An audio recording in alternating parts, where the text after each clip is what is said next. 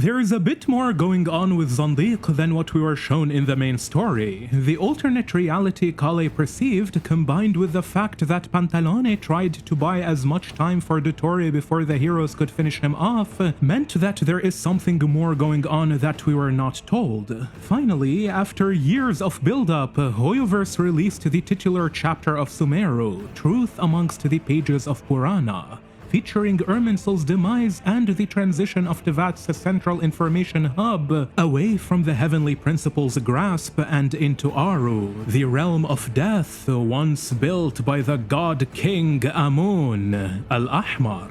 Although he failed in life, it seems like Amun still managed to set up all the necessary pieces on the chessboard for the eventual usurpation of fate from Celestia's order long after his death.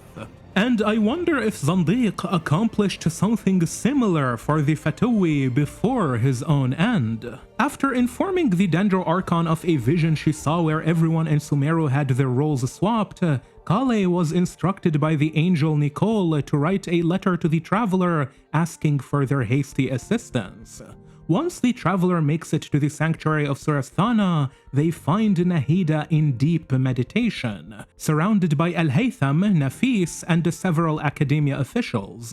As the avatar of Irminsul, Boer must have understood that Collei's vision meant something sinister had infiltrated the core of Irminsul, causing it to malfunction and behave unexpectedly. Needless to say, such a crisis posed to threaten all of Tevat beyond Sumeru. The World Tree served as the heart of the ley lines, a role which entailed dominion over the souls of the dead in the underworld, as well as the fates of the living in the mortal realm. Irminsul synchronized both of its roles by absorbing information from all over Tevat, converting it into knowledge, and using the data to perform countless highly complex predeterministic calculations with which it could structure Tevat in accordance with the heavenly principle's will. The scope of control that Irminsul had on Tevat was something only Descenders and the most elite members of Celestia's order could bypass. If a man's actions deviated from the most likely outcome Irminsul calculated for him, then the World Tree would simply adjust his environment enough to alter his decision back into the predictable zone. If a man's thoughts threatened to violate heaven's law, then Irminsul would wipe the entire notion from his mind. If the people remembered something they shouldn't have, then Irminsul would reattribute all historical records of said event to wipe it clean from memory. While Ualtekuten's Night Kingdom was only the underworld of Natlan, the World Tree operated on all of Tevat. Every soul had a purpose, every life had a destiny. Such was the all-encompassing influence of Irminsul. So much so that not even its own avatar, Boer, was completely immune from it. And with the tree's core backlogged, the souls of the dead became stranded, while the living began to experience a warped sense of reality. The tremendous flow of information that Irminsul operated on to maintain Tevat meant that any human who would attempt to investigate the situation internally would get their brain fried within seconds. Thus, the Dendro Archon needed to look into the issue herself, while taking over Irminsul's recording and processing functions temporarily. Save for potentially Apep and Fanis, Boer was the only person in the world capable of performing such a divine feat. Yet, taking over as the central information hub of the ley lines exhausted Boer of all her elemental energy, and for an elemental tree spirit like her, depleting all of her elemental energy might as well be synonymous with depleting her life. Once Boer collapsed from exhaustion, the next course of action became self-evident to the heroes. Evacuate the remaining population of the rainforest beyond Caravan Ribat and into the desert, then hopefully seek help from the Dendro Dragon Sovereign to restore the God of Wisdom. The heroes knew that, as an ancient dragon who lost her land to the Heavenly Principle's conquest, Apep likely held a deep-rooted grudge against the demon gods and their progeny. Fortunately for all of Sumeru, Apep still has a kind heart buried beneath her hatred and resentment, which the traveler successfully appealed to by reminding her of how Tiny Boer helped cleanse the forbidden knowledge inflicted upon her by Amun. As a former sovereign of such a great species as the dragons, Apep's pride and honor couldn't allow her not to repay the favor that Tiny Boer so willingly gave her. Thus, Apep agreed to revitalize the Dendro Archon using her own energy. Furthermore, Apep explained to the traveler a detail which I've honestly expected for years at this point. It was the fact that Irminsul existed in the world long before the Primordial One's arrival, where it once assumed a more pure and primal state of existence. It was Phanis who, in pursuit of absolute dominion over Teyvat, reshaped the world tree and modified its functions, transforming it into an anchor for Teyvat's fate. Given its critical role as a repository for knowledge and wisdom, Al-Haytham and the Academia sages knew very well that they needed to find a replacement for the world tree now that it had been compromised. The only divine device in the world that could match Irminsul's computing capacity was Aaru, found at the Great Hall of Truth's core, deep beneath King Deshret's mausoleum. Though its construction remained incomplete, Aaru was its own realm of the dead, created by Amun to serve as a domain housing his golden slumber beyond the grasp of Celestia's order. Ironically, it was also a device made using celestial technology brought to Al-Ahmar by Nabu Malikata, a transgression which significantly contributed to her demise. Before offering his body to Apep, Amun imprisoned 3 of his 7 pillars, Thoth, Sobek, and Harishef, within Aaru under the condition that they would be freed if they could find a mortal to answer the 3 questions in the riddle once posed to him by Nabu Malikata. What causes our rise and fall? What obliterates love and hate? What determines truth and falsehood? Over the centuries, many individuals vying for power, wealth, or fame attempted to solve this riddle under the assumption that each question had its own answer. Until Nefer, who is herself the retainer of Thoth's power, finally figured out that time was the answer to all 3 questions.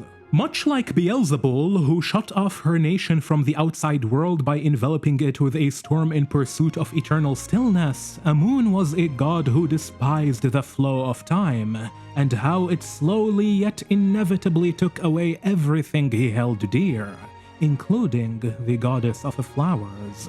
As such, Amun captured many precious moments in eternity, most of which he did as a gesture of love towards Nabu Malikata, something which he deemed to be a necessary repayment for her own sacrifice towards the realization of his ambition.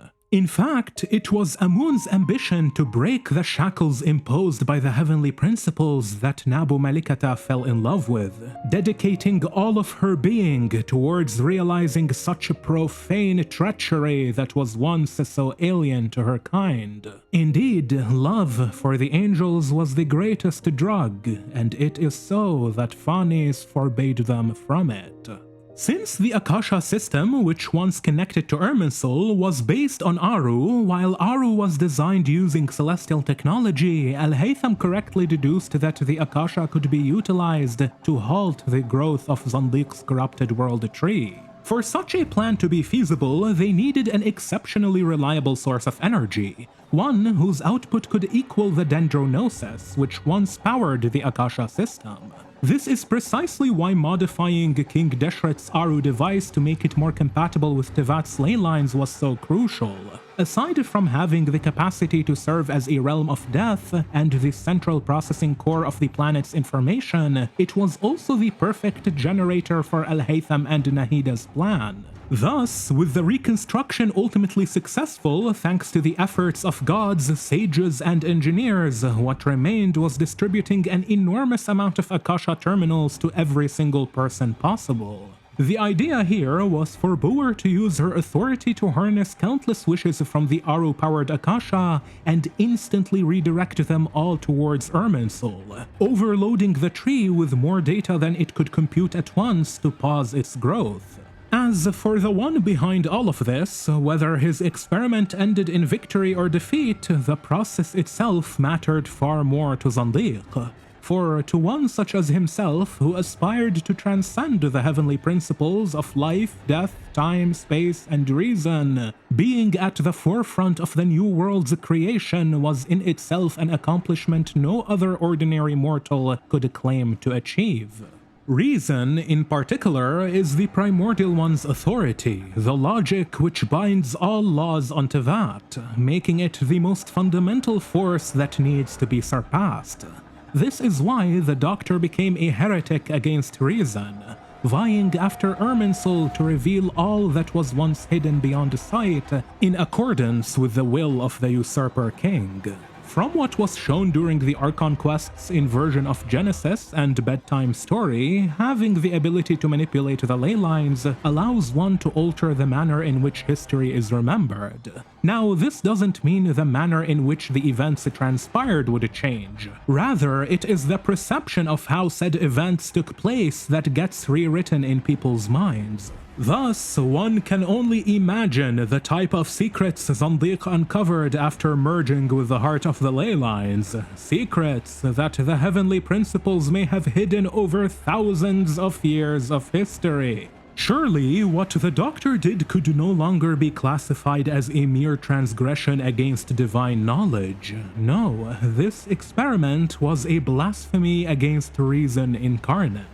It was during this heretical experiment that Zandik glimpsed a crucial truth about the great ruler of the firmament. The moment the heretic took hold of the axis that anchors the world's memories, he began to style himself as an enlightened being who had transcended ignorance and illusion, and whose actions were no longer bound by the strictures of reason. Yet, such certainty was nothing more than a grand delusion, that so-called true wisdom, that unwillingness, or perhaps inability, to offer salvation and liberation to all, proved in the end to be merely another shackle of extinction. His ruin was thus assured, much like the sovereign who forged the reason of essenceless emptiness, who remains forever shackled in a prison of their own making. The purpose behind invoking the Primordial One as a comparison to the Doctor in his objective of creating a new world is a lot simpler than you think, and we can approach its explanation either philosophically or physically. For the sake of brevity, let's stick to the physical explanation, since I find it to be much easier to disseminate to the public than the far more complex philosophical or even theological versions of this fundamental property of existence. Remember how Apap revealed that Phanis modified Irminsul from its pre-existing primal state into Tevat's Axis Mundi? Well, this makes sense, considering what role the tree fulfilled. Because nothing in the universe truly starts from zero. You can locally simplify for a zero starting point relative to your perspective, but such a calibration is not the case overall. Take temperature, for instance. You probably heard of the Kelvin scale, which measures temperature relative to absolute zero, except that absolute zero itself does not exist. The measurement only serves as the point where all thermal motion in matter ceases to function, but as far as we know, absolute zero remains only theoretical, since even vacuum generates a small energy through quantum fluctuations. This is the principle which governs the idea that all states in the universe are inherited rather than initiated from zero. An object launched outside the atmosphere will initially inherit Earth's momentum before utilizing the planet's gravitational warping of space to accelerate. This is precisely why it is common to travel horizontally through the solar system, but it becomes exponentially more expensive to try moving in either of the vertical directions. Another example would be the inherited neutron spectra within a reactor's core. When a 2 megavolt fast neutron is produced from a fission event, it does not enter an empty system. Instead, it emerges into a reactor environment whose conditions were already shaped by countless previous generations of neutrons. Every collision it experiences, every transfer of energy, and every alteration to its trajectory occurs within a pre-existing distribution inherited from the reactor's prior state. In fact, when you plot the neutron spectra over time and energy, you will end up with a graph that tells you the evolution of the energy distribution of each generation within the reactor. In other words, the neutron does not establish the spectrum from nothing. It inherits the spectrum, contributes to it, and then passes a modified state onto future generations. The present configuration exists because of what came before it, while simultaneously becoming the foundation for what follows. And this same principle extends into what I suspect Zandik's plan was within Irminsul, and why Collei saw that prophetic vision where everyone in Sumeru had their roles swapped, despite still being fundamentally the same people in essence. The best explanation is that Dottore sought to utilize all of the data stored in the ley lines to reforge a new world out of it, akin to what Phanis did during the first terraforming of the planet. Hence why Zandik's Irminsul differed from the one before it, being described instead as a grotesque and twisted heretical creation. Though, whether it was truly a heretical creation is necessarily subjective. After all, who's to say that the heavenly principles Irminsul wasn't likewise seen as a symbol of the tyrannical usurper king who, from the perspective of the dragons, conquered their world and transformed the world tree from its primal state into an accursed tool for binding causality. The new world envisioned by Zandik followed the same logic. His objective is not the creation of reality ex nihilo, but the transformation of an inherited state into a different one. Just as the primordial one did not bring forth that from nothingness, the Doctor sought to reshape what already exists into something entirely new. To do so, however, he needed to gain access to the planet's administrative role and supplant Lesser Lord Kusanali's authority, which is why he split half of his soul into pure information, then, with Theophan's assistance, uploaded it into the ley lines to meet with the other half, which perished in Nodikrai, effectively infecting the system as a virus.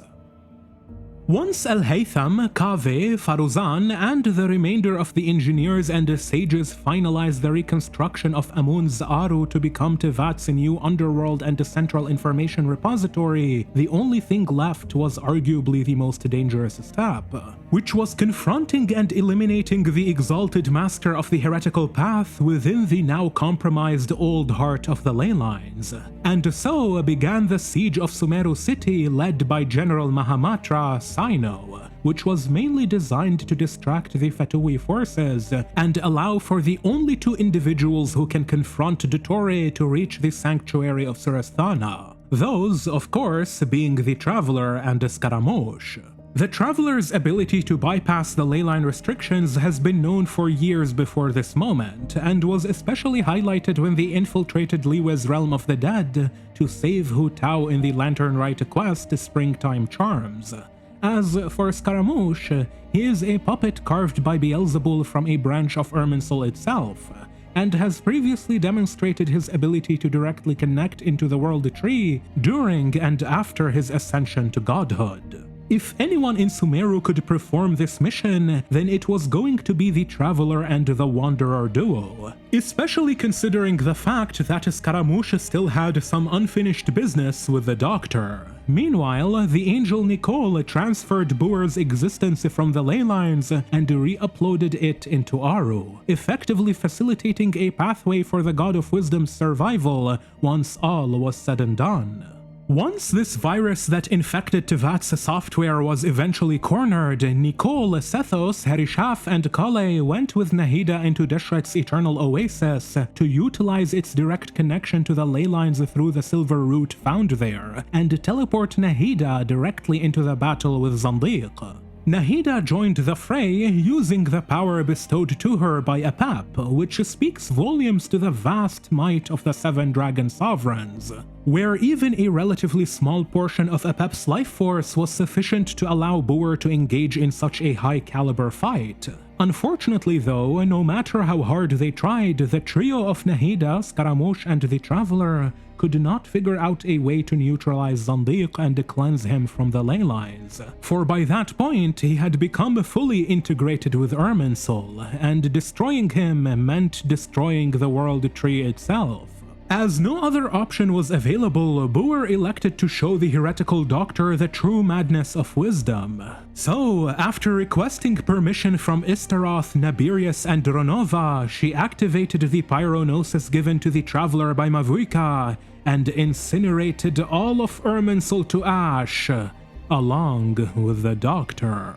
Initially, I assumed that the fire used to burn Irminsul was directly derived from Saralainen's power. However, people pointed out to me that phlogiston is also an option, and the longer I thought about it, the more it made sense. The 7 Gnosis are, after all, elemental foci just like visions, and while each Gnosis is a divine artifact of the 3rd Descender which completely outclasses traditional visions in terms of output, they still function akin to visions in terms of acting as a tool to manipulate elemental energy in the environment. Thus, it's perfectly reasonable to consider that the pyronosis gathered pure phlogiston and deployed it to burn the World Tree. Since the Traveler can inherently control phlogiston, it wouldn't be surprising if Saralainen could too. This also explains why Mavuika's voice can be heard invoking the first flame upon Boer's activation of the pyronosis. And while the first flame could be a fancy title for the 3rd Descender's pure cleansing fire, phlogiston is also known as the primal fire and sacred flame. Regardless, Irminsul's demise served as a crucible of causality where Il Dottore finally met his end, with a classic imagery of him being dragged to hell by his former segments. That being said, a crucible in this sense can also be viewed as a method through which Zandik's soul is remolded together after being purified and melted by the first flame. After all, this is what crucibles are primarily used for in both metal smithing as well as nuclear power plants, where we usually install a crucible at reactor terminals to vitrify radioactive waste materials. The most common type we use for this kind of stuff are called cold crucible induction melters, or CCIM for short. And yes, I know about the blue-horned lizard that keeps appearing in Dottore's Archon Quests. I already talked about it in my initial review of this Archon Quest, along with the mind transfiguration experiment Zandik performed back in Nodekrai. But regardless, even if I turn out to be correct on that, I still don't think he will be playable anytime soon. If anything, the biggest mystery by far in this Archon Quest is what happened to the pyronosis. My guess is that the Abyss sibling got hold of it, which could create an interesting interaction between them and the Tsaritsa at the end of the Tevata chapter, once the time comes for the recreation of Khaenri'ah. Anyway, I think this is an excellent spot to leave this video at. So, as always, a huge thanks to everyone who supports this channel on Patreon, and thank you for watching till the end. For now, I've been My Name for now, and I will catch you in the next one. Take care.